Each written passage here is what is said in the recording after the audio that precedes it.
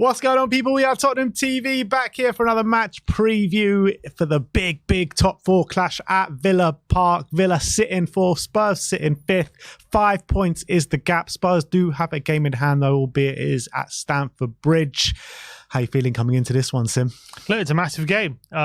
Biggest game of our season so far, considering where both teams are in the league table. I think, for me, a defeat would be disastrous. It would be fairly catastrophic in the league rankings. I think if we can get a draw, it wouldn't be a great result, but I think it would be a result that just keeps us in the hunt for that top four, considering the games that Villa have coming up.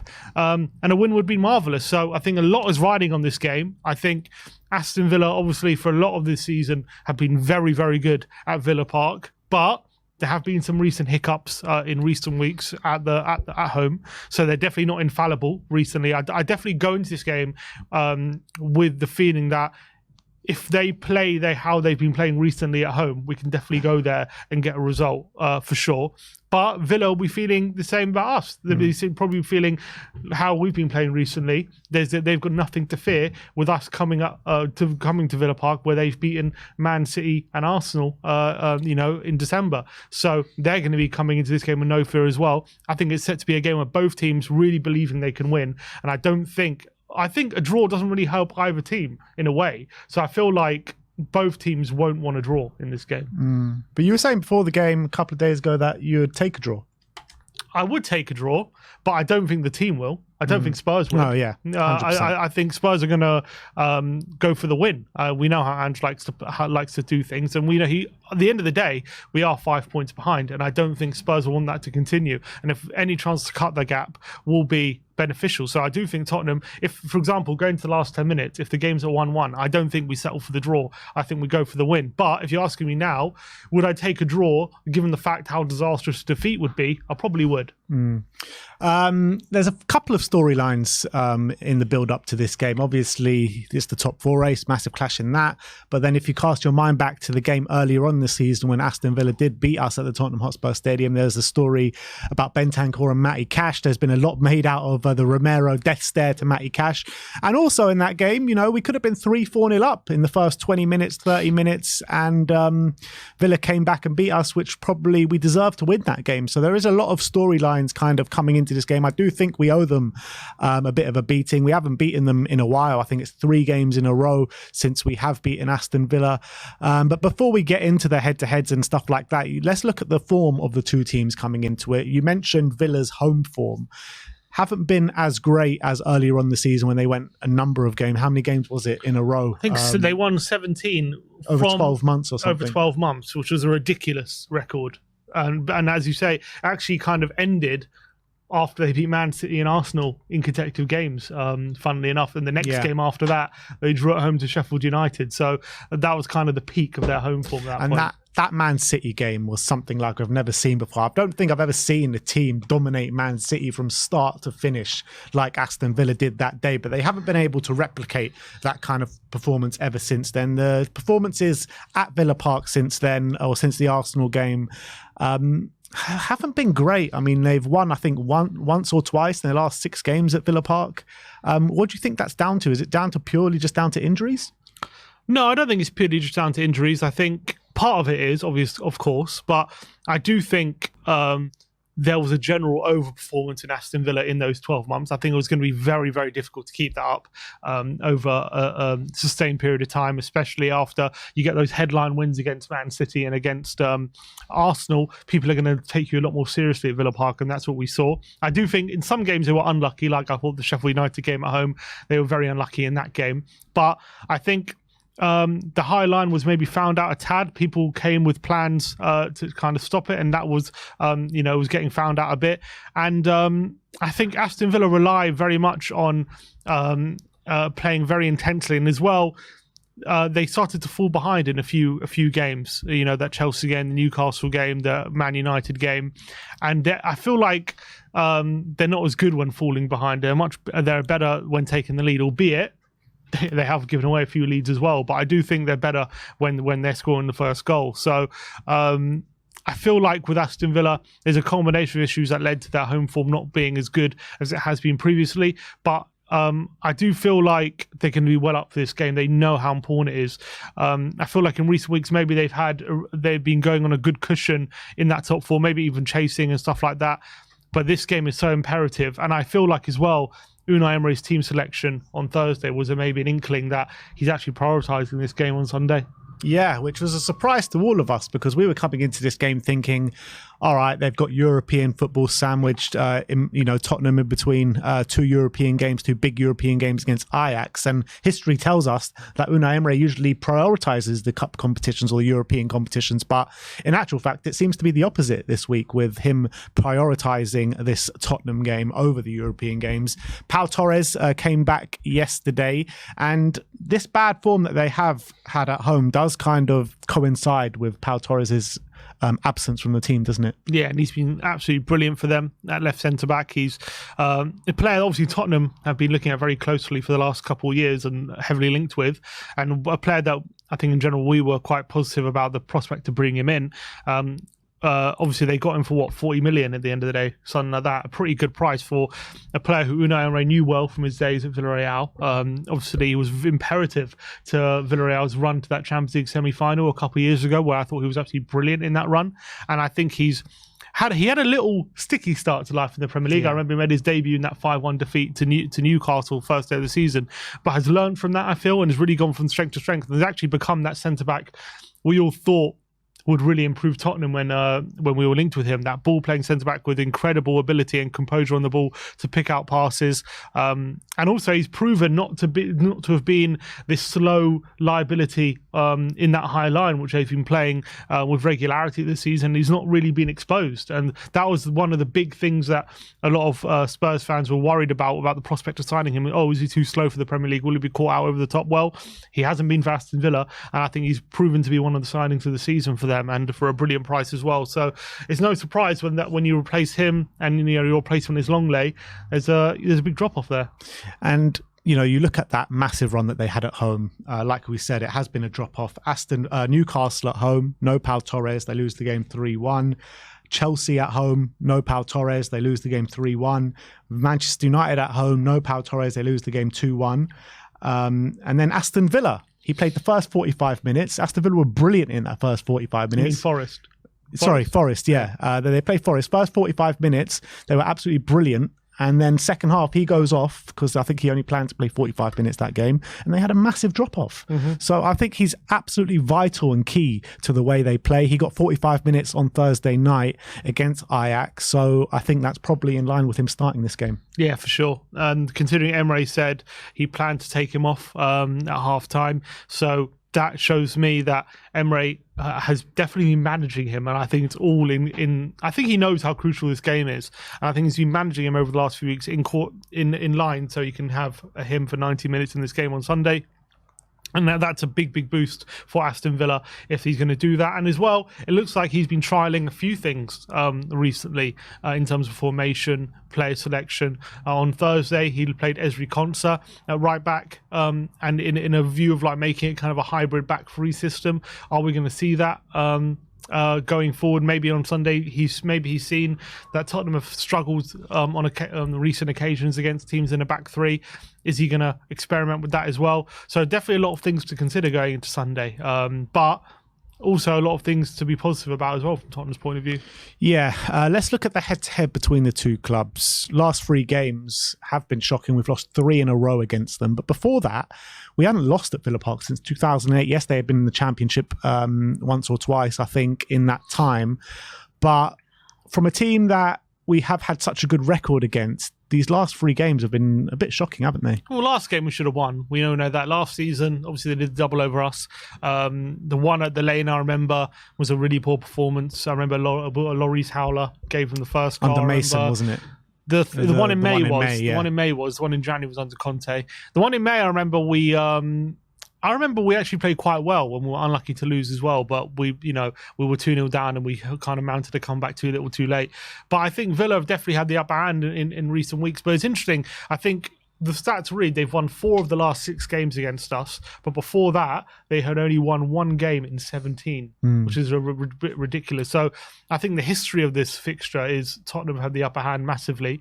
It's one of those just fixtures where we always seem to get a positive result. I've got a lot of good memories of Tottenham going to Villa Park and getting wins. But everyone remembers that Sonny goal in the last minute when he had that broken arm. Yeah, that was that one. Obviously, the Sonny hat-trick as well. That's on screen. A couple of years ago, I remember Bale scoring a hat-trick at Villa Park as well when Spurs won 4-0. So a lot of good memories at Villa Park, but it's definitely a different kind of place now than it was, maybe 10 years ago. Absolutely. And, if you would have said to a Villa fan 3 years ago, you'll be fighting against Tottenham for the top 4, they would have absolutely laughed you out the room. And look at them now. They are absolutely flying this season. And when you're looking at Spurs coming into this game, Ange has done his press conference, Pedro Porro back into the side, no other fresh injury concerns, but Richarlison won't make it, albeit he did say after the last game that he's been training and he's going to make it for the next game. But in terms of Pedro Porro, what a massive plus that is going into this one. Yeah, big boost. We know his passing ability is so crucial to how Spurs want to play. It's a weird one with their... the way Villa play, they usually play a wide midfielder on the right and a tucked-in midfielder on the left-hand side, whether it be sometimes McGinn or maybe a Jacob Ramsey. So it's going to be interesting to see how they kind of move forward with this on Sunday. But if they do that, then I wonder if that'll be to Pedro Porro's benefit or to his detriment. Will that give him extra attention? Will that midfielder maybe playing a bit more centrally for Villa mean there's less space for Porro? Or will Porro be able to find a bit more space if he moves out wide and all of a sudden maybe he can kind of get into the air a bit more? And as well, from a defensive point of view, I do wonder whether it's beneficial or not. I think it's going to be an interesting tactical flashpoint in the game because of how Villa operate. But obviously having Pedro Porro, especially with his passing ability against Villa's high line, could be a massive asset to us, because if anyone's going to pick out a pass, a perfectly timed run to a Werner or a Sonny, Porro is one of the few players in our team who are capable of doing that. So yeah. It's good. It's a massive plus having him back. Yeah, obviously alongside James Maddison as well. And I feel like Spurs did have a much better performance last week against Crystal Palace at home, albeit still lacked that constant chance creation like maybe we had in the first 10 games of the season.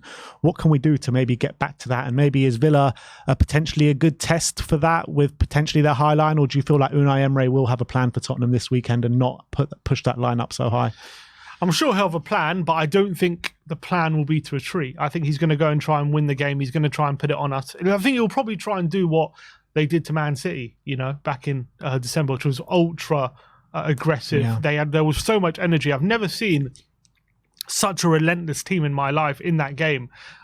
Literally, Man City, a team known for being able to play out the back, keep possession, play through the lines. They just had no answer to how aggressive Aston Villa were. Aston Villa were literally going man for man the whole game. And I don't know whether it was an off night for Man City. Probably was a bit of an off night, but just the way Villa intensely pressed them and pressed them into oblivion and were able to just turn the ball over so consistently time after time. That is what I think they're going to try and do to us, because I do think recently we've played against teams who maybe sit back a bit. You've got your Wolves, Brentford, you've got who else? Everton, teams who may be a bit more transitional, Villa can be transitional as well, but teams who like to sit back a bit, play compact, like to stop the opposition in a deep block, restrict them from playing football.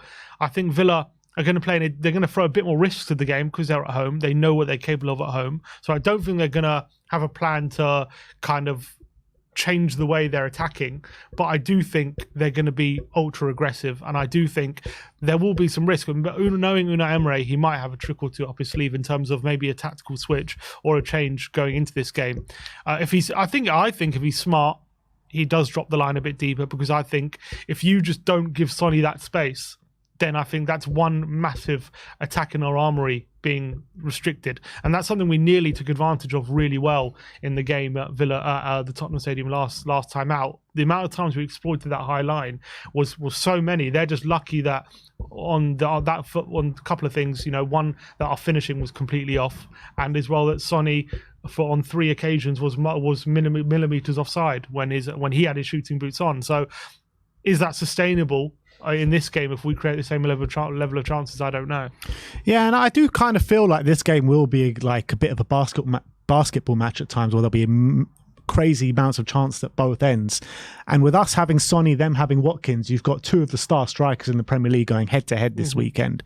And I won't say it's a blessing in disguise, because I think that's a bit disrespectful for Richarlison, but I think it's so much more of a plus to have Heung-min Son leading the line in that number 9 today, this weekend, than a Richarlison, because you need to be so clinical this weekend to take our chances. And what a better man than probably the most clinical striker in the Premier League in Heung-min Son. Yeah, and I thought he had a really good game against Palace as well. Obviously got on the score sheet, and again showing exactly what he can do when he's running in one-on-one in behind in those kind of situations. And I think Villa, a lot of the time, I was even seeing some of the highlights against Ajax, and a few times they played that high line and Ajax were able to get in behind, but they didn't have a finisher like Heung-min Son, who was so clinical in those kind of situations. And actually, those kind of situations it's not easy to find a striker as good as Sonny, who not only has the pace to to run in behind, but has that composure to finish 9 times out of 10 as well. It's very, very difficult to find those, and Sonny's going to be one of the players they'll come up against who's just perfect for exploiting that. And there's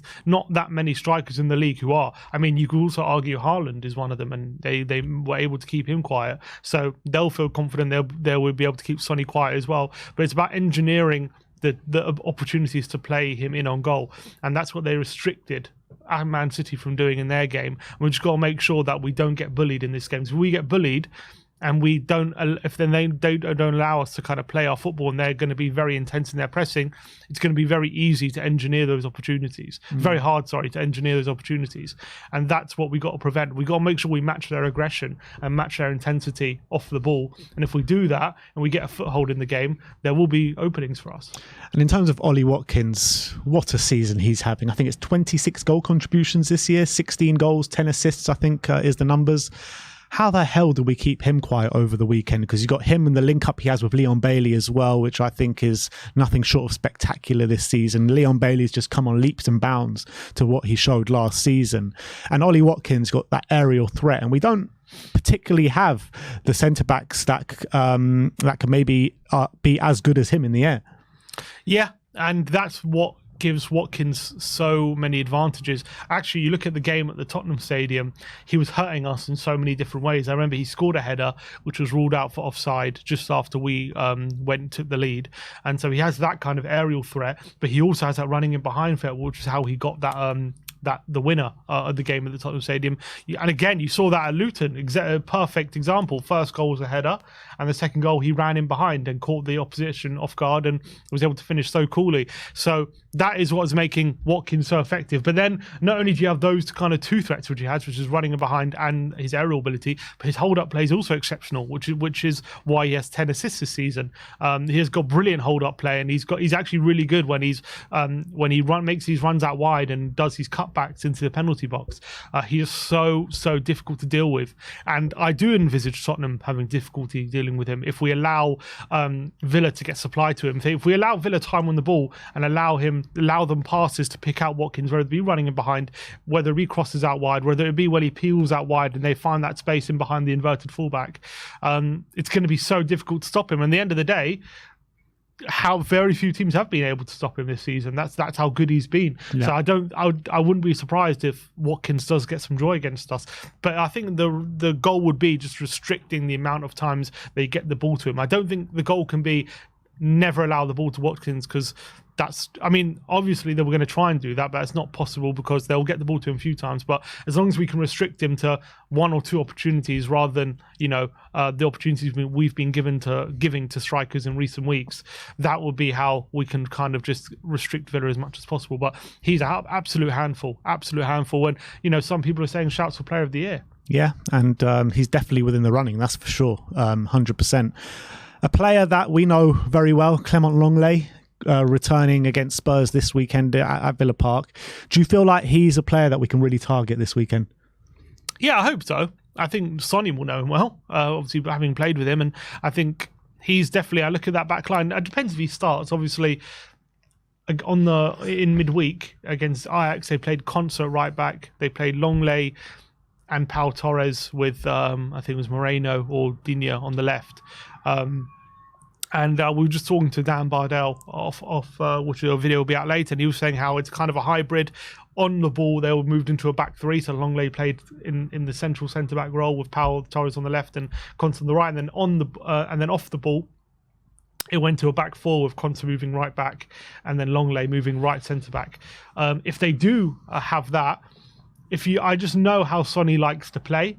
And Sonny likes that inside channel between the right back and the left centre back. He likes making that run, so when he gets the ball, he can finish into the far corner.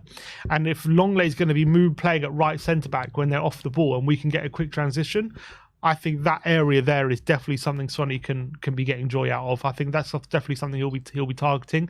However, Diego Carlos is fit. So whether maybe he starts at the right centre back with Pau Torres, that's also a case. Maybe they could even go Consa right centre back with Torres and Matty Cash coming in at right back. So there's no guarantees Longley plays, considering their players are coming back from injury now. So I think if Longley does play, that's definitely an avenue we can target, but there's no guarantee he plays. Yeah, he did say that he's pleasantly surprised with Clement Longley and happy with Longley at the moment, which I was very surprised about, because every time I've seen him play, he looks like the weak point in their back line. And he said that even Longley has played himself over Diego Carlos in the pecking order, which again, I was surprised about. Another narrative in this game, which I alluded to at the beginning of the preview, was the Matty Cash situation. Obviously, we all know what happened at the Tottenham Hotspur Stadium earlier this season. We know what happened a couple of years back with Matt Doherty. Obviously, earlier on the season was with Rodrigo Bentancur. Rodrigo Bentancur most likely could be playing this weekend with Pape Matar Sarr still nursing that back injury. We all saw that death stare from Romero as well. Do you feel like it's important for the Spurs players not to get dragged into that situation? Yeah, I would say so, because if you remember against Brentford, we were very distracted in that first half. Maupay was getting under our players' skin. We were getting too involved with things that weren't related to being good in the football match, essentially. We were getting too much distracted by Maupay's antics, and it led to us being a bit very disjointed on the pitch, and we went into half-time 1-0 down, and obviously we turned it around in the second half. And maybe in that second half, actually, we used that anger in a positive way, and we used it to fuel ourselves and, to hit back at them. But in that first half, it affected us in a negative way. So I don't know if the players are going to be going to this game as much as the fans are, focused on this whole Matty Cash subplot. I do think if some players get an opportunity to, they might take a swipe at him, and I just hope they don't go do it overzealously, because we can't afford to go down to 10 men in this game. But I hope it doesn't become a distraction. I don't think it will. I think these players, I think Ange as well, will be wary of it, and I think he'll know that these players, to keep them on task and on job. But I wouldn't be surprised if, given the opportunity, going in for a 50-50, someone takes the opportunity just to go in a bit extra, with a bit of extra aggression. Would you take, let's say we're winning the game 3-0 and Romero has the opportunity to absolutely clatter Matty Cash in the end of the game? Would you take a red card for the last game and get Dragus in a game next week? I wouldn't know. Unless it's maybe what I'll do if it was a last man red card where he only misses one game. Okay, maybe I'll take that. I'm not taking a 3-game suspension though. No, I agree with the 3-game. But if it's just a nice 1-game suspension, get Fulham away. Okay, 1 game. As long as it's Matt Cash. Only Matt Cash. So look, it's going to be a mad game this weekend. I think there's going to be a lot of goals in it, to be honest. And I can't call which way this is going to go. I think this could go either way quite easily. And both, like you mentioned before, both teams are going to really fancy their chances coming up against each other. I think both teams are well within their right to fancy their chances as well. But when you read the narratives of the game, which way do you think it's going to go, and what's your score prediction? Yeah, when I've been thinking about this game previously, like the whole week, I've been thinking, Villa having the European game, that's going to affect how intense they can be. But then you've looked at their team, and they did play on Thursday, and it was quite a well-rested team. I think they made 6 changes from the weekend, so it was a fairly well-rested team, and then they usually play. So that would show me that they're prioritising the Sunday game. That does change my thinking a bit in terms of what kind of Villa will be facing. But on the flip side of that, it's still an away European game. You still got to add in the travel time. That does take a toll. Tottenham have had a fresh week just to deal with this game. You know, we've probably been planning this game for the last week, and they've had to basically been planning for the Ajax game for a lot of it, and then turn their attentions to Spurs only today, essentially, in terms of training and stuff. That also takes its toll. I've definitely seen teams put in lackluster performances after European games, even after they've made changes, even after they've rested players. You expect them to come in fully firing because they've made changes, and yet for some one reason or other it's still lackluster because all these other elements still take its toll on the team. And still putting their main players, Watkins still started, Louise still started, so that all can take its toll. I think how I envisage the game going, I think because of that, Villa are going to want to try and come real flying out the traps early. They're going to try and want to hit us early, and they're going to, because I think they're going to try and win the game essentially in the first half. I think that's what they've tried to do in a few games this season, and I think they're going to literally put everything into that first half, trying to get into the lead. They might score a goal or two, hopefully not two, maybe, but hopefully a goal. Maybe they'll get a goal in the first half. But how I envisage things going, I do see Tottenham being under the cosh a bit early on. But I also see us maybe getting a foothold in the game. And once we grow into the game, if we go into, what I'm going to say is I'm going to predict, if we go into the half time, either only losing by a goal or drawing, I think we've got a very good chance of winning. If we go into the half time losing by two goals or more, then I think we might give ourselves too much to do, unfortunately. And that's not a position we want to give Aston Villa going into this game. I reckon we go into half time like 1-1. And then second half, I think Villa might run out of energy and we might take advantage of that. So I'm going to predict, I said 3-1 in my predictions. I don't think it will be 3-1 because I'm looking at that team now. But I'm going to go for 2-1 Spurs. I think we're going to sneak it. I think Villa will run out of energy. I've seen them tire in second halves as well. And that's not even in European games. So I'm going to go with 2-1 Spurs and a big victory for us. So you're going for me to get the 5-pointer this weekend? Unfortunately, yeah.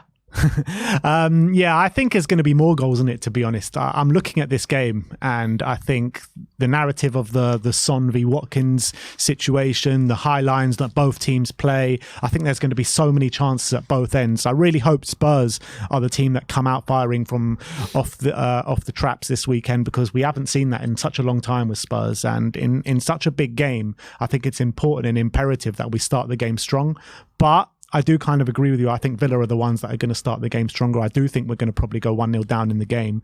But I think we've got it well within us, and with the clinical edge that we have with Heung-min Son up front, I've got a feeling that we're going to take the game 3-2. And what's positive as well is that recently, obviously, we've been used to going 1-0 down. So hopefully, if we do go 1-0 down in this game, we don't panic. We don't, in the situation, we don't like rush anything, and we kind of just take the lessons we've learned from recent weeks. Where I think the last 4 or 5 games we've gone 1-0 down, apart from the Everton game. I think in every other game we've gone 1-0 down, and we were able to overcome that. And apart from the Wolves game, end up getting back in the game and winning. So hopefully, we've learned those lessons, and if we do end up conceding first in this game, we don't panic, and we just keep believing that if we can stay in the game, we'll end up getting all 3 points. And we've done that as well.